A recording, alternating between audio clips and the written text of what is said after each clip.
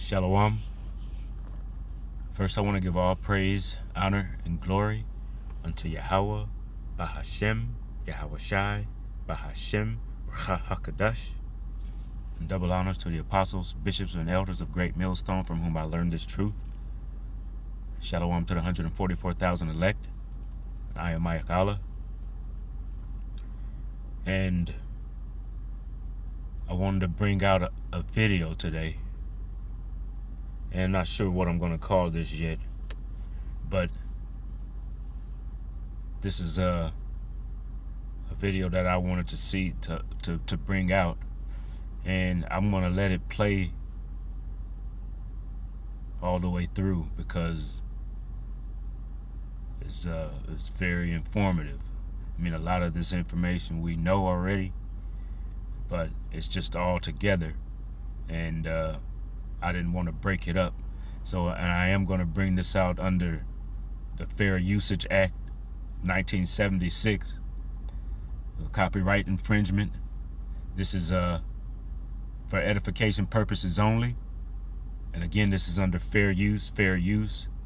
This is not a monetized channel, so I'm not using this in an effort to make money. This is only for fair use, for educational purposes only. And just for the fact that this is kind of a long video, and I do want to let it play, I'm going to stop it along the way and bring out a few verses, just so in an effort to not make this video so long. But I do say Salakia for having such a long video that I want to play, but I do want to play it in its entirety. So I'm going to go ahead and start this, and I pray that this is edifying to the listener. They told you fast food was about convenience. Quick meals for busy families. The American dream of efficiency and affordability. But what if I told you that behind those golden arches and secret recipes was something much darker? What if fast food wasn't just feeding America, it was systematically destroying Black America, one neighborhood at a time? Picture this. It's 1968. Dr. King has just been murdered. Over 100 cities are burning. When the smoke clears, something strange happens in Black neighborhoods across America. The grocery stores don't come back. The banks don't return. The insurance companies refuse to cover new businesses. But somehow, mysteriously, the fast food chains start moving in. Not immediately. They're smarter than that. They wait just long enough for people to get desperate. Then they arrive like saviors, offering cheap food and franchise opportunities to communities that had been abandoned. Yep. It's called a home equity agreement, and I got $143,000 for my home. Abandoned by everyone else. This wasn't an accident. This wasn't market forces. This was a calculated takeover that would span decades and destroy generations. While white suburbs got fresh supermarkets and family restaurants, Black neighborhoods got drive-thrus and dollar menus. They called it urban development. They called it economic opportunity. But what it really was... All right, so I'm going to go ahead and stop it right there, because don't think that this wasn't calculated, especially knowing in 1968, after those riots and after these neighborhoods burned down, they already had a contingency plan set in place. They already knew what was going to take place because this MLK was assassinated. All right, so they knew that there was going to be some backlash in these communities, these so-called Black communities. And as a result of the backlash, the burning down of various businesses in these neighborhoods, it gave them an opportunity to step right in. All right, they were already in positions where they were holding ownership of buildings and properties in these neighborhoods, so they were in a position to be able to say what was going to be rebuilt and what wouldn't be rebuilt through the use of insurance claims. This is Sirach or Ecclesiasticus, chapter 11, in verse 34, says, receive a stranger into thine house, and he will disturb thee and turn thee out of thine own. And that's exactly what happened in these neighborhoods. All right, they allowed these fast food restaurants to come in, and instead of, like he said, and instead of demanding or insisting that grocery stores be put back up in place or be put back up, they looked at this as an opportunity to be able to come in and allow these fast food restaurants to take over. All right, I'm gonna let this continue to play. Was the creation of a new kind of segregation, one that didn't care where you sat, but controlled what you ate, how long you lived, and whose pockets your money filled. By the end of this video, you'll understand how fast food corporations helped build a system of economic control that makes the old Jim Crow look simple by comparison. Let me take you back to April 4th, 1968. Martin Luther King Jr. is dead, and America is on fire. Detroit, Chicago, Baltimore, Washington, D.C., over 100 cities explode in rage and grief. When the National Guard finally leaves and the curfews are lifted, entire business districts in black neighborhoods have been reduced to ash and rubble. But here's what they don't teach you in history class. Most of those businesses never came back. The insurance companies showed up with their clipboards and their calculations, took one look at the damage, and made a decision that would reshape Black America forever. They refused to pay out claims. They canceled policies. They redlined entire neighborhoods, declaring them too risky for coverage. Without insurance, banks wouldn't loan money for rebuilding. Without loans, there could be no new grocery stores, no pharmacies, no... All right, so we see right here immediately that they were in position to say what was going to be rebuilt and what wouldn't be rebuilt. All right, so this is as a result of these neighborhoods and the so-called, these being so-called black neighborhoods. All right, these were they fell right up under the curses. All right, because they weren't in a position to just go ahead and rebuild. They had to rely upon loans in order to be able to rebuild, because they had burnt down their own neighborhoods. This is Deuteronomy chapter 28. That's where the curses are, so you know that's where I was going. And I'm going to go down to verse 43.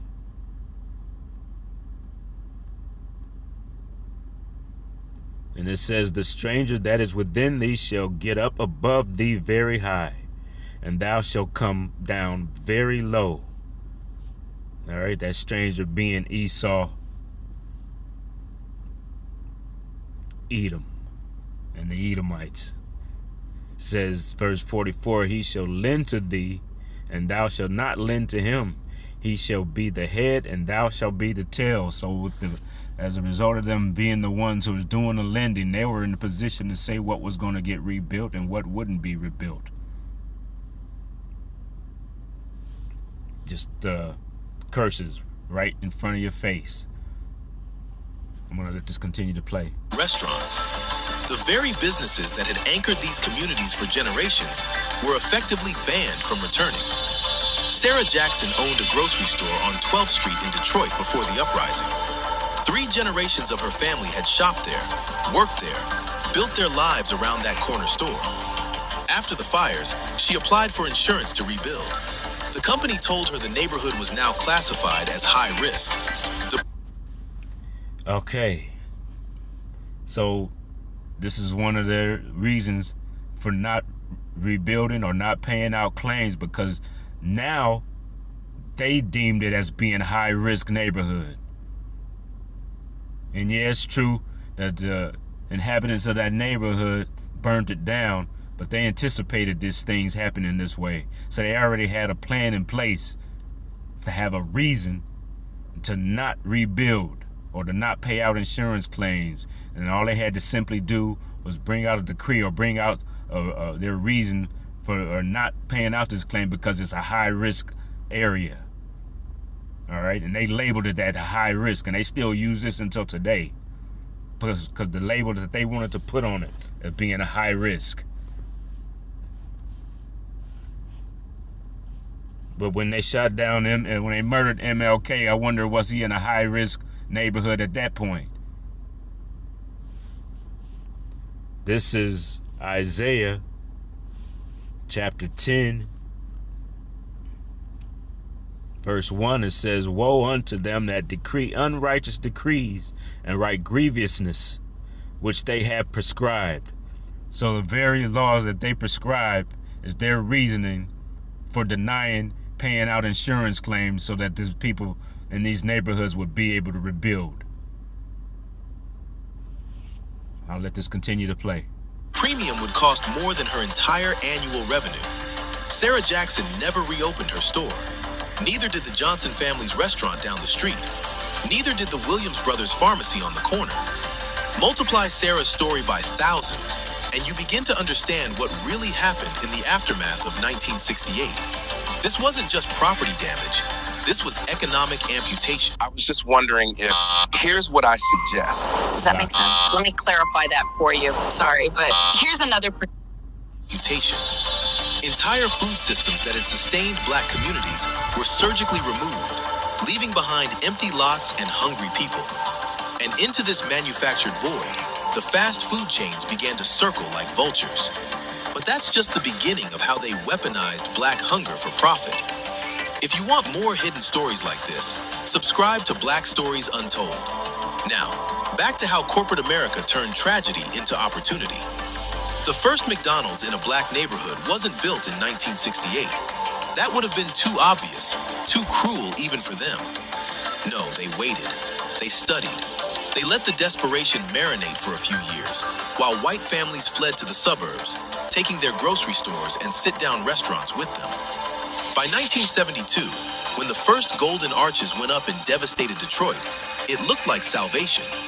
Herman Petty was one of the first black McDonald's franchise owners in the country.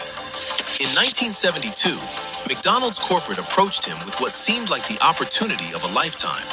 They would help him open a restaurant in his own community. They would provide training. I'm going back into the book of Sirach or Ecclesiasticus.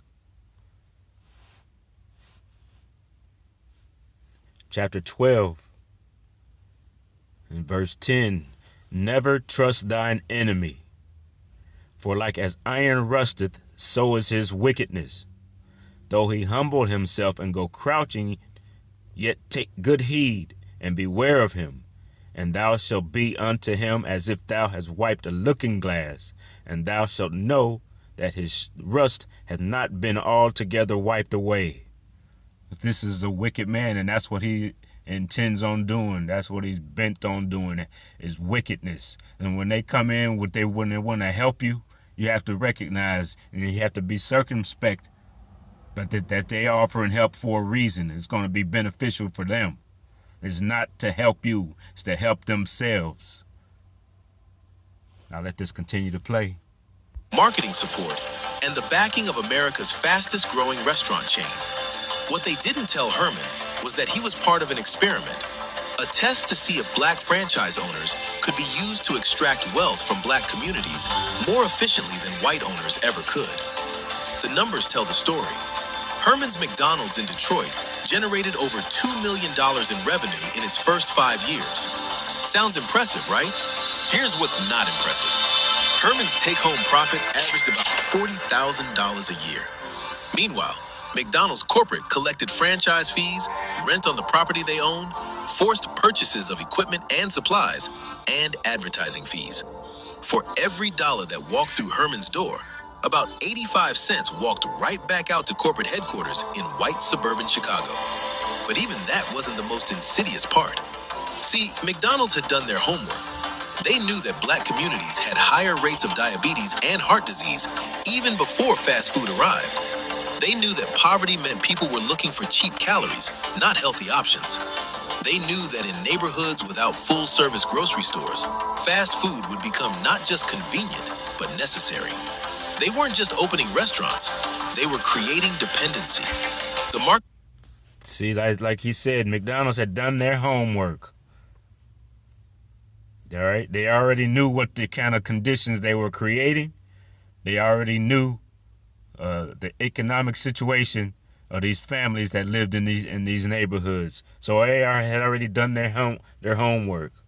This is Psalms chapter 64 and verse 5. I'm going to read this in the NLT. It says, they encourage each other to do evil and plan how to set their traps in secret. Who will ever notice, they ask. Verse 6, as they plot their crimes, they say, we have devised the perfect plan. Yes, the human heart and mind are cunning. Marketing strategy was surgical in its precision. McDonald's began pouring advertising dollars into black radio stations, black magazines, and black community events. They sponsored basketball tournaments in neighborhoods that had no grocery stores, but 3 fast food restaurants within a 2-block radius. They hired black advertising executives who understood exactly how to make processed food feel like community. So they knew just how to reach the community through basketball. So that's where they got this McDonald's high school basketball all-star teams. And they put it right there and make it convenient for you to be able to attend these games. They know how to get to you. They know how to get to Jake. And when I say Jake, I'm talking about the descendants of Jacob, the Israelites. So they know just how to reach you. They know how to catch your eye. All right? I'll let this continue to play. Make corporate profits feel like black pride. By 1980, something unprecedented was happening in urban America. For the first time in human history, there were neighborhoods where it was easier to buy a Big Mac than an apple, where children could walk to 5 different fast food restaurants, but couldn't find a single place to buy fresh vegetables. And see, you'll be in your car driving and your child sitting in the back seat who can't, and not even old enough to read yet, but as soon as they look up out of the window and see those golden arches, what they say, McDonald's! They know how to catch your eye, all right? They know how to grab your attention, and they know if your children start asking for those things, and more than likely you're going to pull over and you're going to ride through the drive-thru and you're going to get some poison. But I'll let this continue to play. This wasn't happening by accident, and it wasn't happening in white neighborhoods. But what they did next would make this look like child's play. The 1980s was when fast food corporations stopped pretending they cared about nutrition and went full predator. They had spent a decade testing their strategies, and now they knew exactly what worked. The crack epidemic was devastating black communities, unemployment was skyrocketing, and Reagan was cutting food assistance programs. Families that were already struggling now faced even deeper poverty, and the fast food industry saw opportunity. Say it again. Bundle and save on insurance with Liberty Bibbity. Swoon. Swoons.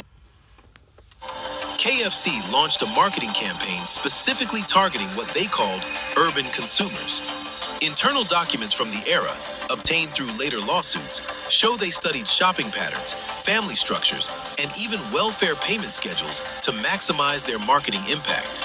They learned that many families received government assistance on the 1st and 15th of each month, so they timed their promotions accordingly.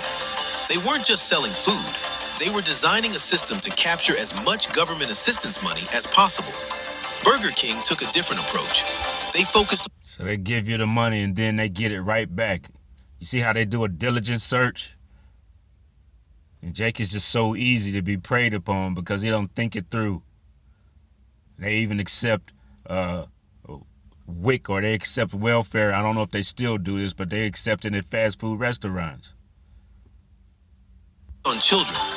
Their marketing research showed that brand loyalty formed as early as age 3, and that children in single-parent households had more influence over family food decisions.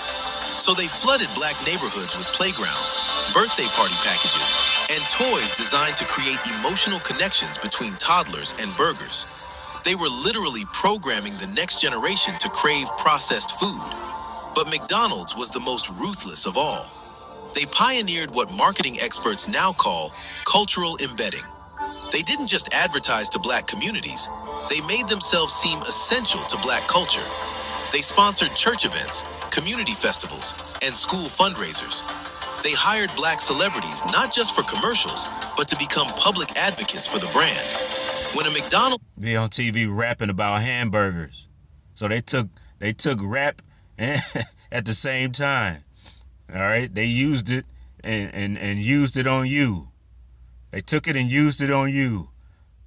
So they took your grocery stores and they was taking your culture at the same time and using it against you. opened in your neighborhood, they made it feel like a black business, even though every important decision was made by white executives in suburban boardrooms. The results were exactly what they had planned.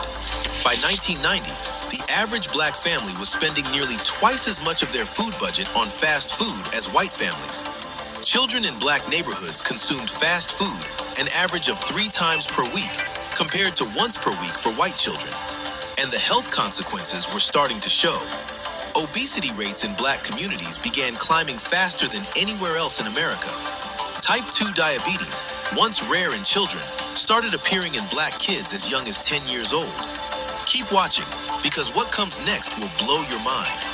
The corporations had their hooks in, but they still faced one problem: competition from the few remaining black-owned restaurants and corner stores.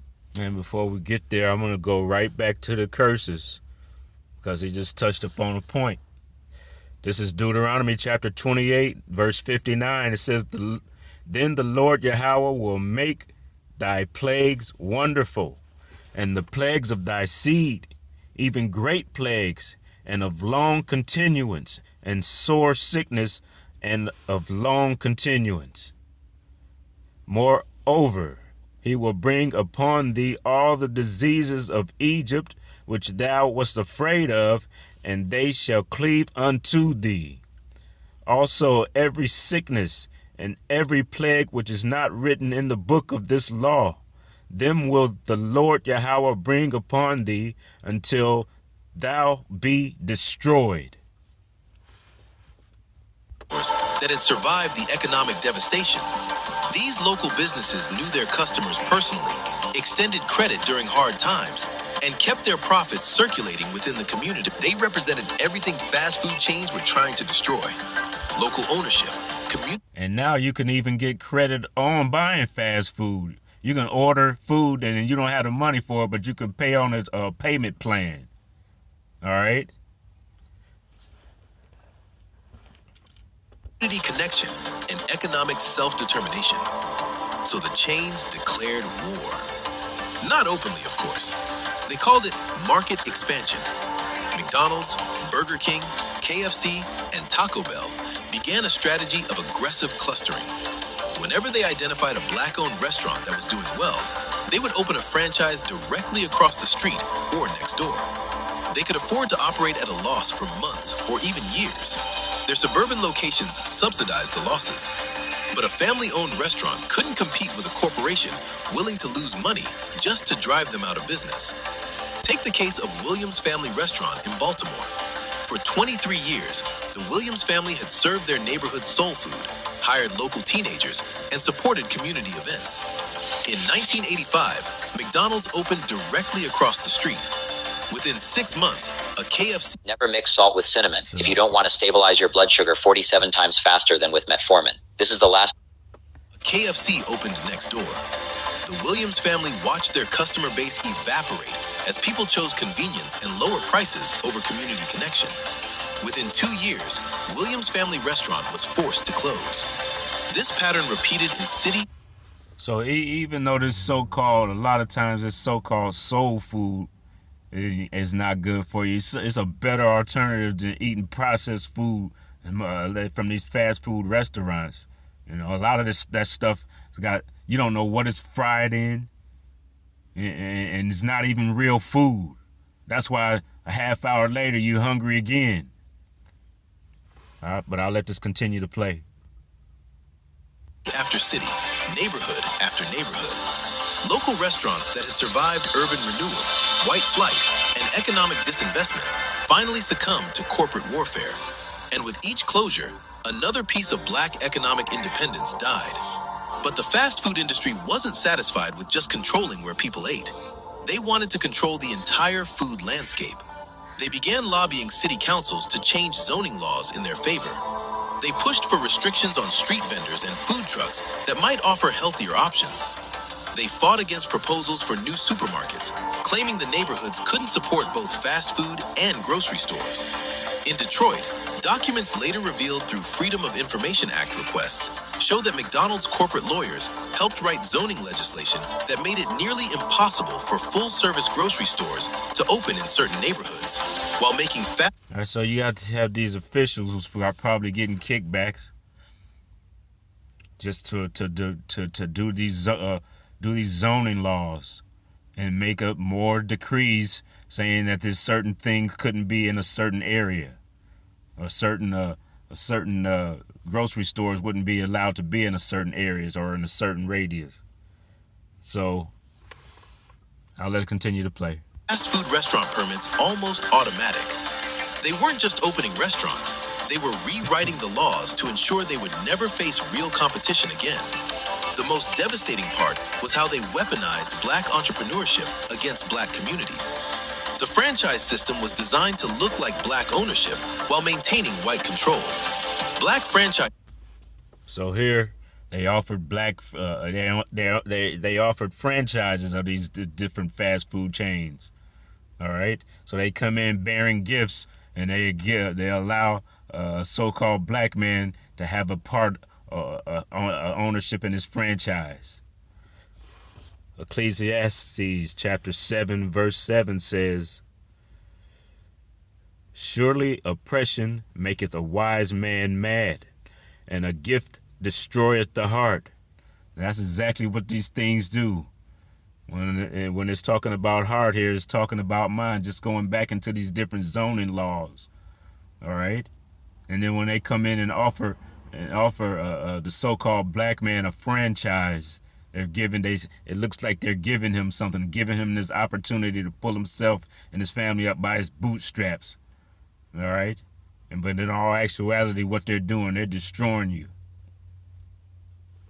I'll let it continue to play. His owners took all the financial risk, worked 80-hour weeks, and faced community backlash when people realized how unhealthy the food was. Meanwhile, corporate executives collected guaranteed profits and maintained plausible deniability. If anyone complained about fast food destroying black health, they could point to black franchise owners and claim it was black-owned business. And this is where everything connects. See, they would blame you for opening up a franchise, but they offered the franchise to these black managers, these black owners.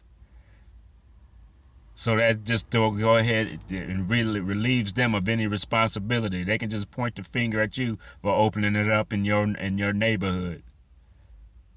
In 1995, the transformation was complete. Neighborhoods that had once sustained themselves with locally owned grocery stores, restaurants, and markets now depended entirely on corporations headquartered in white suburbs.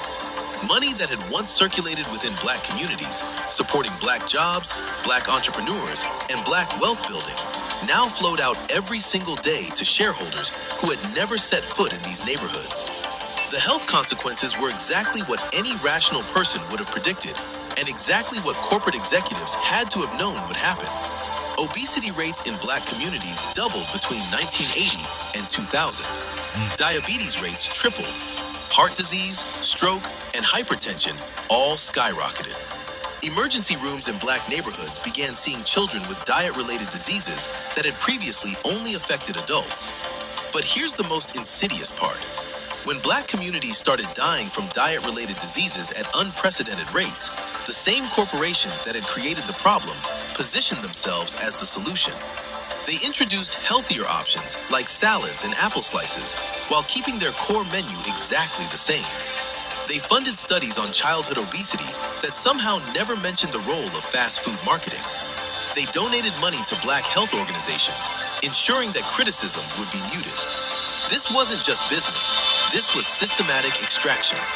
Fast food corporations had figured out how to turn black poverty into white wealth, black hunger into corporate profits, and black death into shareholder dividends. They had created a system more efficient than slavery at extracting value from black bodies.